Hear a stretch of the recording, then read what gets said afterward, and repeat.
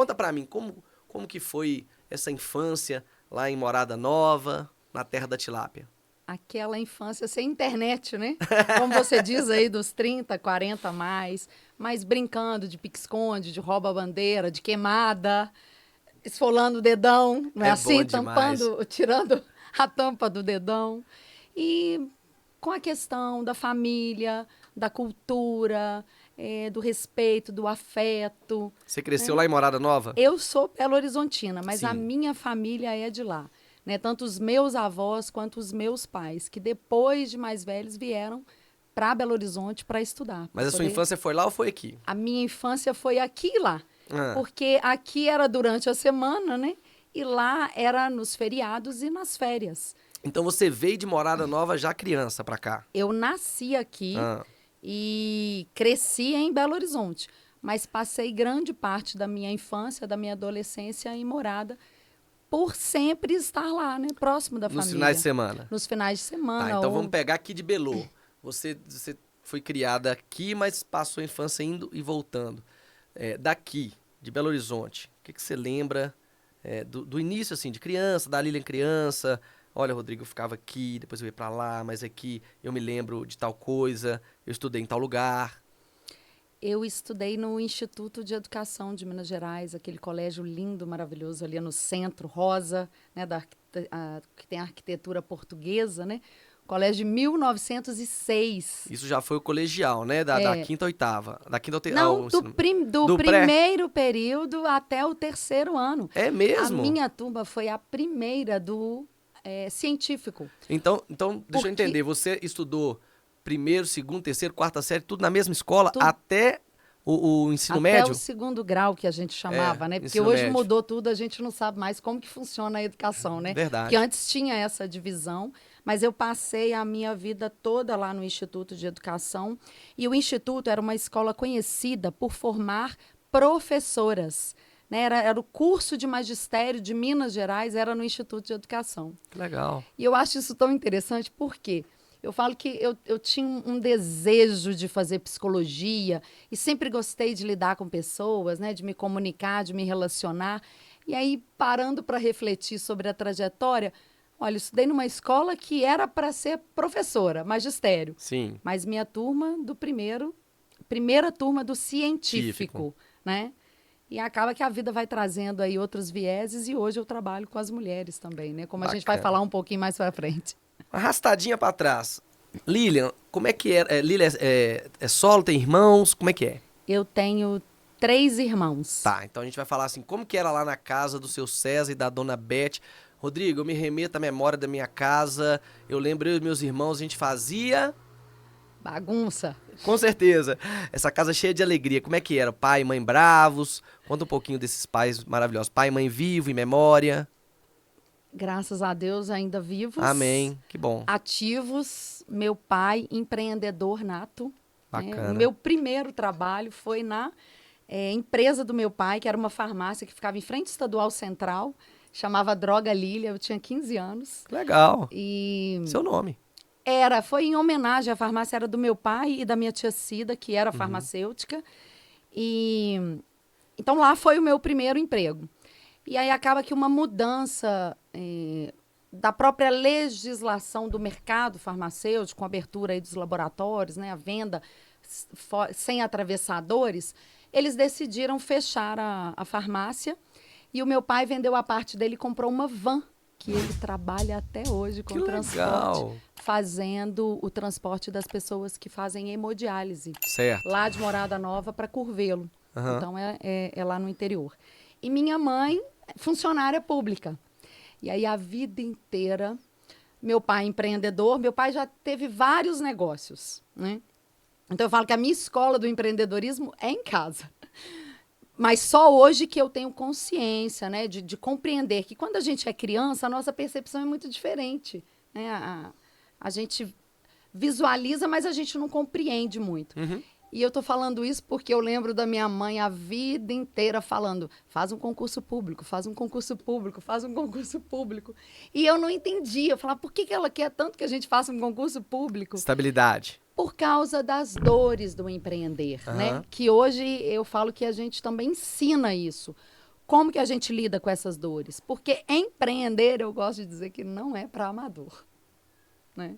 É para corajosos. É para corajosos e para quem realmente quer fazer, né? Se você se identifica ali, se você vê um sentido naquilo que você está fazendo, é menos difícil, né? Se tem um sentido, é menos difícil. E se você pode usar as suas habilidades, porque Deus deu para cada um talento, não é assim? Verdade. Então, isso dentro da área de gestão de pessoas, a gente chama de competências. Então, se você consegue colocar as suas competências em utilização, em relação àquilo que você faz, né, para você empreender, ou mesmo como intraempreendedor, que às vezes a gente acha que ser empreendedor é só ter um negócio. Não, você pode ser um empreendedor dentro do negócio de outra pessoa. Quando você gerencia um projeto, quando você desenvolve um projeto, você lidera outras pessoas, você faz aquilo acontecer, né? Empreender é fazer acontecer. Eita, MacGyver, hoje vai ser aula, hein? Mas aqui, antes da gente mergulhar de ponta no empreendedorismo, né, na escada da empresa, no começar, no Prolabore, entendeu? Tudo que tem que acontecer, vamos falar dessa moça que chegou até aqui. Lília, é a caçula, é a do meio? Sou a segunda. É a segunda. Sou a segunda. Então tá, tem 3 irmãos, então. Sou a segunda. E aí, então, finalizando, né? Pai empreendedor, mãe funcionária pública. Então veio do seu César essa veia de empreendedorismo. Na verdade, a minha família são empreendedores. Os meus avós eram Como empreendedores. chamam seus irmãos? E o meu irmão, Túlio, lá de Brasília, empreendedor, Isso, tem oficina pronto. mecânica, tem também loja de peças usadas. Pode fazer merchan? Pode, fica à vontade, é um papo sem amarras. Quem precisar de peças usadas lá em Brasília, pode procurar HM Peças. Túlio é o mais velho? Túlio é depois de mim. Depois de você. Adriana, minha irmã mais velha, decoradora. Sim. E a Valéria, que é a mais nova, que também é personal. Então, todos são empreendedores. Pronto. E tirando essa questão, né, que minha mãe falava com a gente, vai fazer um concurso público e tal, que eu falo que hoje a gente compreende, também não teve assim um faz isso ou faz aquilo. Os meus pais deixaram a gente livre para a gente escolher o que a gente queria fazer. Né? Então, eu acho que isso é muito importante, porque a gente acompanha outras pessoas que porque o pai era advogado, o filho tem que ser advogado. Uhum. Porque o outro era arquiteto, você tem que ser arquiteto. Ou porque fiz tal atividade, você também tem que fazer. Né? Cada um vai na vibe, Cada um vai naquilo que se identifica. Igual, por exemplo, o meu irmão. Meu irmão sempre gostou de carro. Sempre. A vida toda. E ele é um pouco meio MacGyver também. E isso é uma característica do meu pai também. De consertar as coisas. Meu pai foi estudar, depois de mais velho também, foi fazer curso técnico lá no Senai. E jogar ping-pong também, ficou fera no ping-pong. É mesmo? Então, a gente vai construindo isso. Não foi assim, faça isso. O meu irmão formou em TI e foi para a oficina mecânica. Por quê? O carro sempre fez sentido para ele. Então, foi assim, muito livre. A gente vai fazendo. Porque também uma coisa que eu preciso dizer que hoje a gente fala de gestão de carreira, de mentoria de carreira, de desenvolvimento. Mas na nossa época de adolescente não tinha isso, né, Rodrigo? Não. A gente... O emprego é que escolhia a gente, não era a gente que escolhia o emprego. Mas você não concorda que por causa que os tempos mudaram? Por exemplo, lá nessa casa lá tem um personal, tem um mecânico e tem uma líder em empreendedorismo, correto? São 2 irmãs e um irmão. Uma decoradora. Isso. 2 mulheres e um menino. É isso? Isso. Bagunça em alto nível.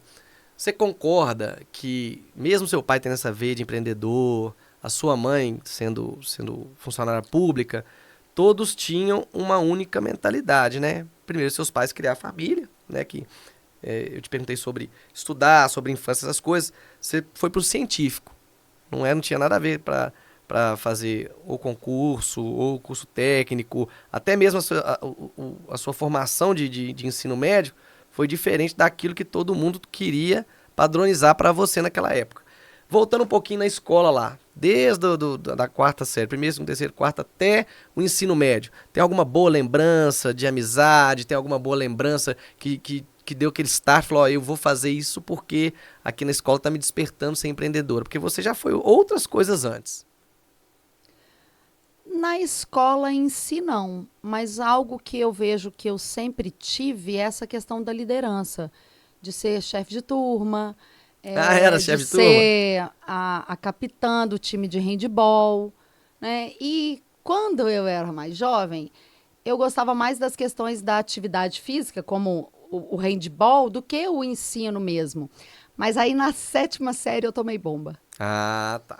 E aí na sétima série, quando eu tomei bomba, que eu cheguei em casa e que aí a minha mãe virou para mim e falou assim: é bom que não precisa comprar os livros de novo, né?